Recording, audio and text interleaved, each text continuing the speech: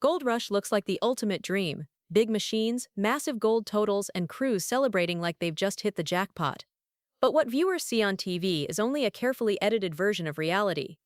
Behind the scenes, the truth is far darker, far riskier, and a lot more brutal than Discovery ever lets on. Most people assume that if a miner pulls thousands of ounces out of the ground, they must be rich. In reality, that gold number means almost nothing on its own. What really matters is what happens after the cameras stop rolling. The first thing the show rarely focuses on is cost. Fuel alone can burn through tens of thousands of dollars in a single week. Heavy machinery breaks constantly, and repairs in remote areas are insanely expensive. Permits, land leases, environmental bonds, crew wages, all of it adds up fast. A season that looks successful on TV can still end with miners owing more money than when they started. And that pressure doesn't ease up. If anything, it gets worse once filming begins. Crews are locked into tight schedules, racing weather, mechanical failures, and expectations from producers. Decisions that should take days are made in minutes. When gold isn't showing up, panic sets in, and that's when mistakes happen. Those mistakes can be dangerous. Gold mining isn't just hard work, it's genuinely deadly. Collapsing cuts, unstable ground, malfunctioning equipment, freezing conditions. Viewers see the aftermath but not always how close things come to disaster. Some incidents are toned down, others are skipped entirely, because showing the full reality would be too hard to watch. But the damage isn't only physical. Mental burnout is one of the biggest silent killers on Gold Rush.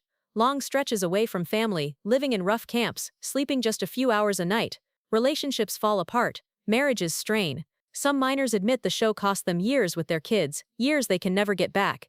And then there's the biggest illusion of all, the gold totals. When the show flashes a massive number on screen, viewers think that money goes straight into the miners' pockets. It doesn't. Taxes, royalty splits, equipment payments, and reclamation costs eat into it fast. By the time everything is paid, the profit can shrink to almost nothing. Producers also play a bigger role than fans realize.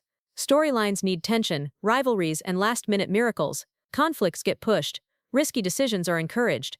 The show isn't scripted, but it's definitely guided, and that guidance can push miners into situations they might otherwise avoid. So why do they keep coming back?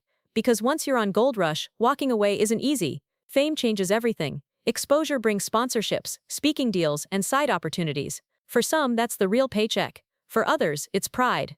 After risking everything on national TV, quitting feels like failure. In the end, Gold Rush isn't really about striking it rich. It's about survival. It's about pushing limits, chasing hope, and gambling everything on one more cut of dirt. The gold is real, but so is the cost, and that's the part most viewers never see. What makes Gold Rush even more dangerous is how unpredictable everything really is. A plan that looks solid in the morning can completely fall apart by nightfall. Weather shifts without warning. Permafrost turns solid ground into mud. A single storm can wipe out days of work and thousands of dollars in fuel, all while the clock keeps ticking. And unlike most jobs, miners don't get paid hourly. If gold isn't coming out of the ground, nobody's earning. That creates a constant sense of urgency that never fully goes away. Even when things are going well, everyone knows one breakdown could end the season. That stress builds slowly, day after day, until it becomes normal, which is when it becomes dangerous. One thing viewers rarely see is how thin the margins really are. Many crews are operating on borrowed money. Loans from banks, private investors, even family members. Some miners are one bad season away from losing everything they own. Their homes, equipment, and reputation are often on the line all at once. That's why quitting mid-season isn't just embarrassing, it can be financially catastrophic. The isolation only makes things worse. Mining sites are often hours away from the nearest town with limited communication and medical access. When something goes wrong, help isn't always close. Crews are forced to rely on each other, even when tensions are high and trust is breaking down. Arguments don't just affect morale, they affect safety.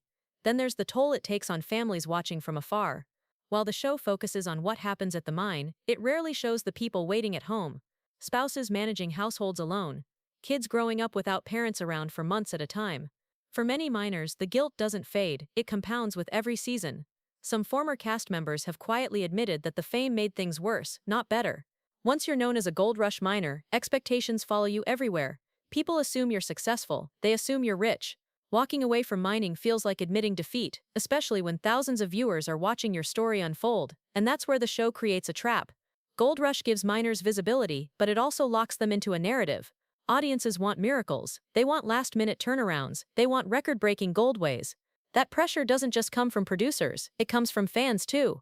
Behind the scenes, some miners admit they take bigger risks because of that pressure, pushing equipment past safe limits, running longer shifts, working ground they know is unstable, not because they're reckless, but because stopping feels like failure, and failure on TV lasts forever. What's even more unsettling is how normalized danger becomes. Near misses stop being shocking, injuries become part of the job. When everyone around you accepts risk as normal, you stop questioning it.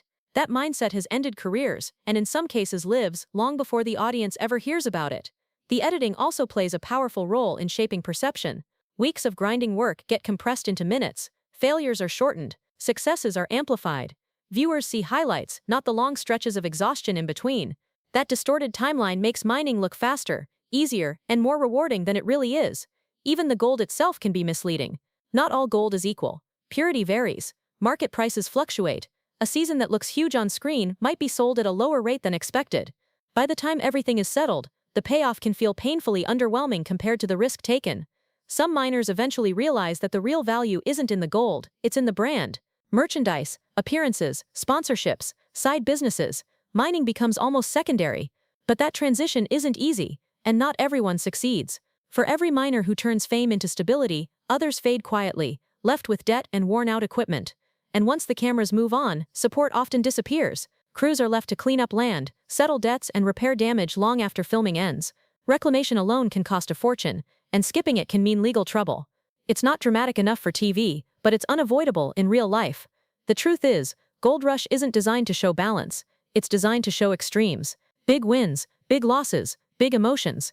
That's what keeps viewers hooked. But living inside that extreme environment year after year changes people. It hardens them. Sometimes it breaks them. Many miners don't talk publicly about the regret until much later. Missed birthdays, lost relationships, years spent chasing gold instead of stability. By the time they realize what it cost them, going back to a normal life feels impossible. In the end, Gold Rush isn't a story about success. It's a story about obsession, about how far people are willing to push themselves for the chance, not the guarantee of something better. The gold is real, the danger is real, and the sacrifices are real too. And once you understand that, the show looks very different. What seems like entertainment becomes something closer to a warning, because for every ounce pulled from the ground, something else is being spent. Time, health, relationships, or peace of mind. That's the reality Discovery doesn't show.